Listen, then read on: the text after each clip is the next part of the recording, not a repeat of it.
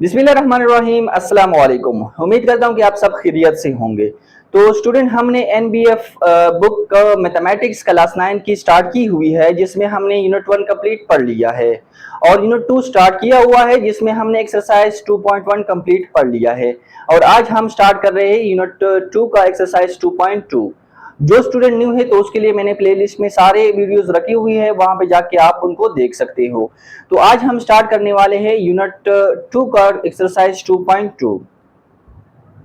तो जिसमें हमारे पास क्वेश्चन नंबर 1 है, वो है चेक वेदर लॉग बेस, इसको कहते हैं बेस। ये जो x पड़ा हुआ, ये बेस में पड़ा हुआ है। Bracket x minus 7 minus x is defined for. हमने ये चेक करना है कि क्या ये कौन कौन से वैल्यू पे डिफाइंड है। तो इसके लिए हम थोड़ा सा एक बेसिक कंसेप्ट समझ लेते हैं कि जब हमारे पास बेसिक कंसेप्ट ये है कि जब हमारे पास कोई वैल्यू इस तरह पड़ी हुई है, इसको कहते हैं एक्सपोनेंशियल फॉर्म। इसको हम कहते हैं एक्सपोनेंशियल फॉर्म, एक्सपोनेंशियल फॉर्म, और इसको कहते हैं लॉगरिथम फॉर्म, लॉगरिथम फॉर्म। हमने कभी कभी एक्सपोनेंशियल से लॉगरिथम की तरफ जाना है या एक्सपोनेंशियल लॉगरिथम से एक्सपोनेंशियल की तरफ जाना है। तो सबसे पहले तो हम इसमें ये काम करेंगे इस सॉल्यूशन में कि इस log x 7 माइनस एक्स को हम लेट कर देते हैं कि ये y के इक्वल है।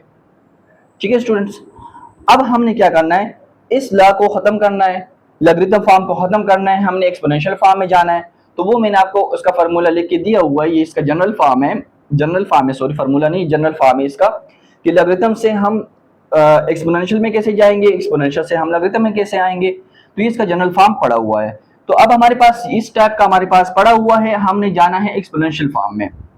अब इसी को देख के आप इसी से रिलेटेड आप इसको देख के आपको इसमें कन्वर्ट इजिली कर सकते हो। अब देखिए स्टूडेंट्स, अब देखो यहाँ पे बेस में b पड़ा हुआ है और यहाँ पे b इधर पड़ा हुआ है। ठीक है, यहाँ पे बेस में क्या है, x है, तो मतलब b की जगह हमारे पास x पड़ा हुआ है, तो हम इधर x लिख देते हैं। ठीक है स्टूडेंट्स, फिर यहाँ पे हमारे पास क्या पड़ा हुआ है, x पड़ा हुआ है, और यहाँ पे जो है ना x इक्वल के बाद पड़ा हुआ है, तो इक्वल के बाद हमारे पास यहाँ पे हमारे पास x पड़ा हुआ है, तो उसको हमने इक्वल के बाद लिखना है, क्योंकि हमने इस फॉर्म में लाना है। इसको आप इक्वल के बाद में लिखो कि ये x की जगह पे पड़ा हुआ है, ये x की जगह पे पड़ा हुआ है। अब हमारे पास a किधर से आएगी, a इधर पड़ी हुई है, इसमें हमारे पास इक्वल के बाद जो है वो a पड़ी हुई है, और यहाँ पे a b के पावर में पड़ी हुई, तो हमारे पास ये a है, तो y हमारे पास इसके पावर में आ जाएगी। अब हमने इसमें पुट करना है simple, x equal to 0 put कर देना है हमने। तो हमारे पास क्या आते हैं, ये डिफाइंड है कि नहीं है, तो हम पुट कर लेते हैं x की जगह 0, y इक्वल टू 7 मनफी 0। तो हमारे पास यहाँ पे 0 आया, यहाँ पे 7 आया, तो 0 इक्वल टू 7 आया हमारे पास। क्या ये आपस में इक्वल हो सकते हैं? नहीं हो सकते। तो हमारे पास जो x इक्वल टू 0 है, इस पे ये डिफाइंड नहीं है, इट इज नॉट डिफाइंड या डज नॉट डिफाइंड। ठीक है स्टूडेंट, 0 पे ये डिफाइंड नहीं है। अब हमने देखो सिंपली लॉगरिथम फॉर्म से हमने इस फॉर्म में लाया है, तो इसी फॉर्म को यूज करेंगे और बाकी वैल्यूज पुट करते जाएंगे। लॉगरिथम फॉर्म से हमने एक्सपोनेंशियल फॉर्म में इनको कन्वर्ट कर लिया है, तो हम सिंपल इसी फॉर्म को उठाएंगे, x की पावर y इक्वल टू 7 मनफी x, और सिंपल हम x की वैल्यू पुट करते जाएंगे और चेक करेंगे कि ये इस पे डिफाइंड है कि नहीं है। अब यहाँ पे x की पावर y 7 माइनस एक्स है, इसमें x 1 पुट कर देते हैं, x की जगह 1 पुट कर देते हैं, 1 की पावर y हो जाएगी, और यहाँ पे क्या हो जाएगा 7 मनफी 1, तो ये क्या हो जाएगा 1 की पावर y इक्वल टू 7 मनफी 1 6, तो क्या है आपके पास 1 की पावर y इक्वल टू 6, ये आया। अब हम कुछ ऐसा नहीं कर सकते हैं कि अगर हम इसका बेस इक्वल कर दे और इसका पावर इक्वल आ जाए या y की वैल्यू कोई आ जाए हमारे पास, इस तरह कोई प्रोसेस नहीं हो सकता, क्योंकि हम इसको 1 के पावर में कुछ नहीं लिख सकते कि हमारे पास 1 के पावर में इसको लिखे और हमारे पास ये आ जाए, तो ये हमारे पास इक्वल नहीं है। तो हमारे पास ये क्या है, इक्वल नहीं है। तो ये क्या मतलब कि ये डज नॉट डिफाइन, तो ये भी हमारे पास क्या है, डिफाइंड नहीं है। ठीक है स्टूडेंट्स, अब हमारे पास है x इक्वल टू 6। अब हमने इसमें x इक्वल टू 6 पुट करना है, हमने एक्सपोनेंशियल फॉर्म में कन्वर्ट कर लिया है, इसी को हम यूज करेंगे। अब हमारे पास क्या है, x की पावर y इक्वल टू 7 मनफी x। अब x की जगह हमने 6 पुट करना है, तो 6 की पावर y इक्वल टू 7 मनफी 6 हो जाएगा 6 की पावर y इक्वल टू 7 मनफी 6, हमारे पास क्या हो जाएगा 1। अब यहाँ पे स्टूडेंट देखो, अगर हम y की वैल्यू हम 0 पुट करें तो किसी भी डिजिट का पावर जब 0 आ जाता है तो वो क्या हो जाता है 1 के इक्वल होना चाहिए, ठीक है, वो 1 के इक्वल ही होता है, चाहे वो 1000 के ऊपर भी अगर आप पावर 0 लेंगे तो वो भी हमारे पास क्या होगा 1 के इक्वल ही होगा। तो अगर हम यहाँ पे y इक्वल टू 0 पुट करें तो हमारे पास ये क्या हो जाएगा, y इक्वल टू 0 पुट करें तो इसका वैल्यू क्या हो जाएगी 1 हो जाएगी, 1 इक्वल टू 1 हमारे पास ये डिफाइन हो जाएगा। लेकिन सिर्फ y इक्वल टू 0 पे हमारे पास ये डिफाइन है, तो ये आपने लिखना है कि y इक्वल टू 0 पे हमारे पास ये डिफाइन है, बाकी भी डिफाइन ये नहीं हो सकता। तो हमारे पास इसका नेक्स्ट पार्ट है 4, वो है x greater than equal to 7। तो यहाँ पे हमारे पास लिखा हुआ है कि x क्या होगा, x 7 से ग्रेटर या 7 पुट करो और चेक करो कि ये डिफाइन है कि नहीं है।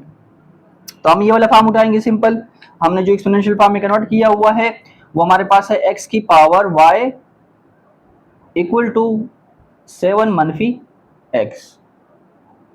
हम 7 पुट करेंगे फर्स्ट में, तो x की जगह हम 7 पुट कर दे इक्वल टू 7 मनफी 7, तो आपके पास क्या हो जाएगा 7 की पावर y इक्वल टू 0। तो ये डिफाइन नहीं हो सकता क्योंकि हम इसको 0 नहीं बना सकते, ठीक है, तो ये इक्वल नहीं आएगा कभी भी, तो ये क्या होगा डज नॉट डिफाइन। ठीक है स्टूडेंट्स, अब हम इससे 7 से ग्रेटर वाली वैल्यूज चेक करते हैं कि उसमें भी डिफाइन है कि नहीं है। तो x हम ले लेते हैं 8 ले लेते हैं, हम ये वाला फॉर्म उठाते हैं, x की पावर y इक्वल टू 7 मनफी x की जगह 8 पुट करो, तो 8 की पावर y इक्वल टू 7 मनफी 8, तो 8 की पावर y इक्वल टू 7 मनफी 8 क्या होता है हमारे पास -1। तो ये भी हमारे पास इक्वल नहीं हो सकता। यहाँ पे स्टूडेंट देखे आप कहोगे कि अगर हम 7 के y को 0 के इक्वल कर दे और पुट कर दे तो यहाँ पे हमारे पास 1 आएगा, -1 तो नहीं आ सकता। हमने कहा था कि किसी भी डिजिट का पावर 0 आ जाए तो +1 होगा, -1 नहीं आएगा। जैसे हमने यहाँ पे लिया है y को 0 के इक्वल पुट कर दिया, हमारे पास 1 इक्वल टू 1 आया, लेकिन यहाँ पे देखो -1 है स्टूडेंट, ठीक है स्टूडेंट, ये गलती नहीं करनी, यहाँ पे आपने y को 0 नहीं पुट करना और 1 के इक्वल नहीं कर देना है। अब हम नेक्स्ट पुट करते हैं इससे भी greater x equal to 9 put करते हैं, हमारे पास ये वाला फॉर्म उठाते हैं हम इसको, x की पावर y इक्वल टू 7 मनफी x। ठीक है स्टूडेंट, अब देखें x की जगह पुट करो 9 की पावर y इक्वल टू 7 मनफी 9 की पावर y इक्वल टू 7 मनफी 9 -2। तो ये भी हमारे पास डिफाइन नहीं हो सकता, आप चेक भी कर सकते हैं, ये इक्वल कभी भी नहीं आ सकता।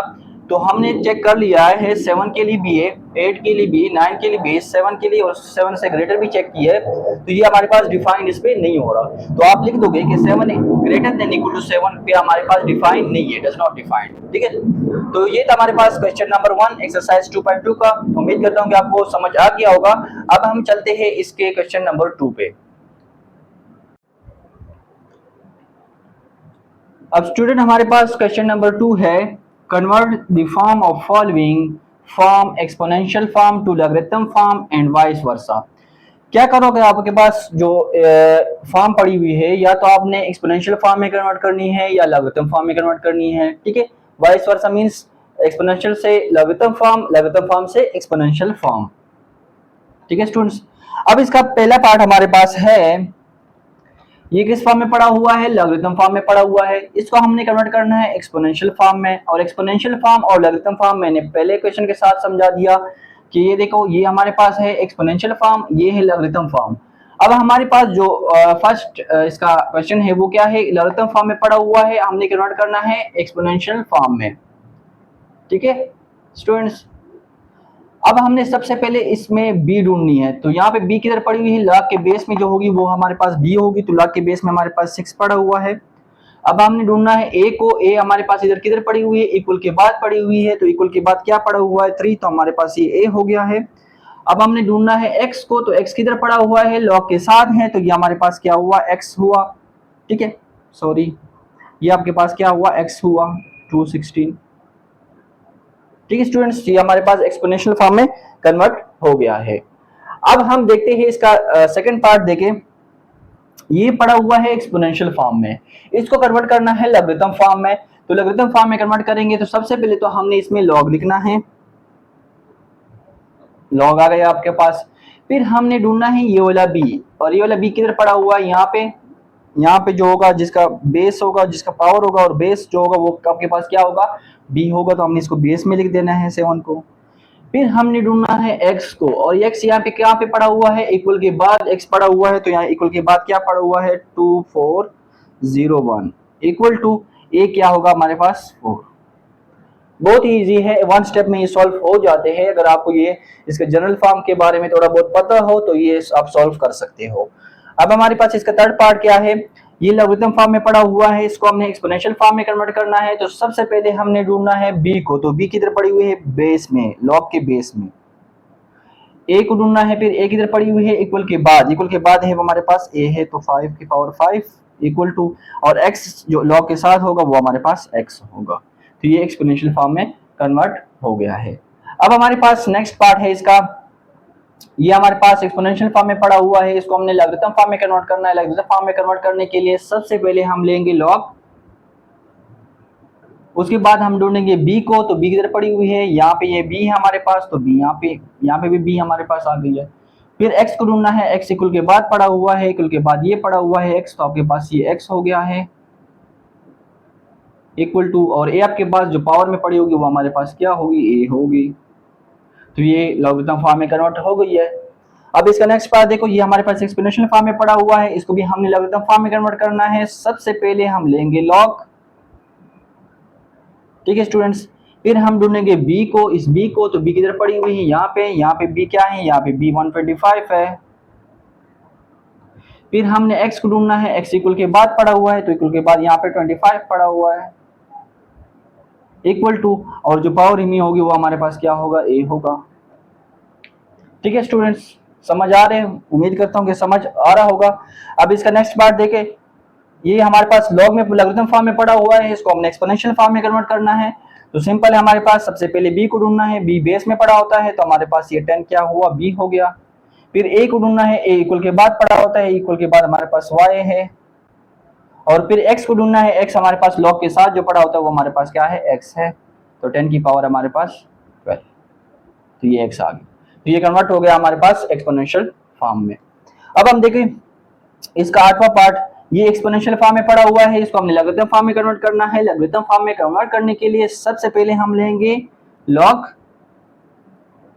फिर हम ढूंढेंगे b को, तो b हमारे पास ये पड़ी हुई है, तो ये हमारे पास बेस में चली जाएगी। फिर हम a को ढूंढेंगे, तो सॉरी x को ढूंढेंगे, x हमारे पास इक्वल के बाद पड़ा हुआ है, तो x हमारे पास ये इक्वल के बाद 1/164 है। उसके बाद हमने a को ढूंढना है, तो a जो पावर में होगा वो हमारे पास क्या होगा a होगा। ठीक है स्टूडेंट्स, हमारे पास एक्सपोनेंशियल फॉर्म में पड़ा हुआ था, हमने लॉगरिथम फॉर्म में कन्वर्ट कर लिया है। अब इसका जो हमारे पास आठवां पार्ट है वो हमारे पास है log 3, ये लॉगरिथम फॉर्म में पड़ा हुआ है हमारे पास, इसको हमने सिंपल एक्सपोनेंशियल फॉर्म में कन्वर्ट करना है।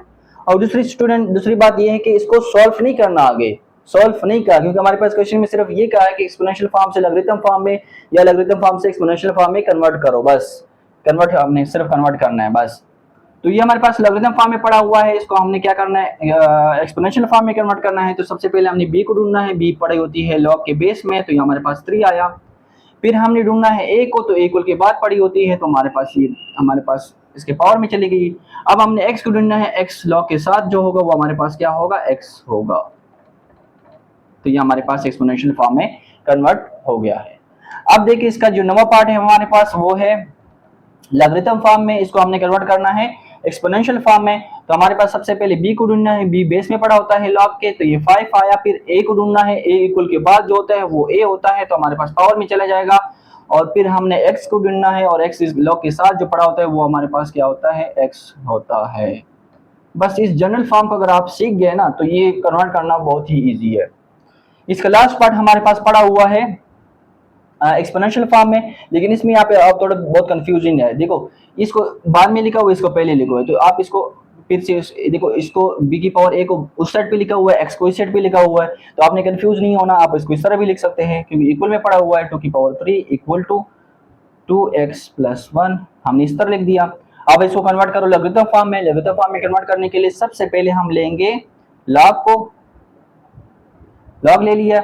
अब हमने ढूंढना है b को, तो b हमारे पास ये पड़ी हुई है ये, तो 2 हमारे पास b है, ठीक है। फिर हमने लेना है x, और x इक्वल के बाद पड़ा हुआ है तो हमारे पास x इक्वल के बाद क्या है 2x प्लस 1, ये हमारे पास x है, इक्वल टू एक इधर पड़ी हुई पावर में हमारे पास इक्वल के बाद इधर लिख लेंगे, तो ये हमारे पास लॉगरिथम फॉर्म में कन्वर्ट हो गया है। उम्मीद करता हूं कि आपको क्वेश्चन 2 क्वेश्चन 1 की समझ आ गई होगी।